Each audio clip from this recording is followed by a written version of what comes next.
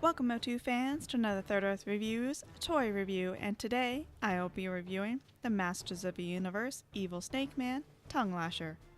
Tung Lashor was released in 1986 as part of Wave 5 of the Masters of the Universe toy line from Mattel. Tung Lashor was sold on a blister card packaging that fully showcased the figure. His weapon laid at his feet and his mini comic was behind him. Tung Lashor came with a few different mini comics, the most common being Snake Attack or King of the Snake Men. I'm not sure if the comic depended on the region the figure was released in, or if there was any differences in any re-released figures. If you happen to know about any information on this, please let me know in the comments below. On the back of the blister card, there was a great illustration featuring the character, along with images of other figures that were sold separately. The Snake Men are some of my favorite vintage MOTU figures, as they are very different than the more humanoid characters. Tung Lashor is no exception. I absolutely love the different shades of purple that go with his orange chest and black loincloth and gloves. He has an interesting facial sculpt that has some small details for his scales. However, one common problem with this figure is that the black paint for his gloves often wears off over time. Tung Lashor has a slightly different articulation than most of the vintage Masters figures. His head cannot turn left or right, but his arms do move up and down and his legs do rotate at the hips. In addition to the standard twistable waist and power punch action, Tung Lashor was also able to extend or retract his tongue using the dial on his back. However, a common problem with this figure is that the dial tends to break down over time and that the tongue can lose some of its coloring.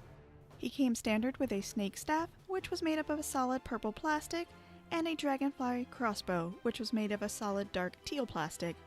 The snake staff is the same accessory that we saw with Rattler, just made up of a different colored plastic. There are a couple different variations of Tung Lashor. The two most common are the painted back and the non-painted back figures. The original release had a painted back, while the later re-releases had an unpainted back. This was most likely done to save money, as you would not be able to tell the difference when the figure is mint on card. There was also a Top Toys Tung Lashor that had no marks on its arms and came with a light green dragonfly crossbow. His card back was a generic card without any names or description. There was a sticker on the card back that loosely translated to the devilish snakes. These Top Toy generic card backs and unpainted figures were due to Top Toys trying to cut cost, as the Snake Men were some of their last figures in their Masters of the Universe toy line. As an interesting side note, like many of the Snake Men, Tung Lashor was released at the end of He-Man and the Masters of the Universe Filmation cartoon. As such, he was repurposed for She-Ra, Princess of Power cartoon as one of the evil Horde members. Since this toy was still in production, Tung Lashor had a few different names during the cartoon series as the creators finalized his character.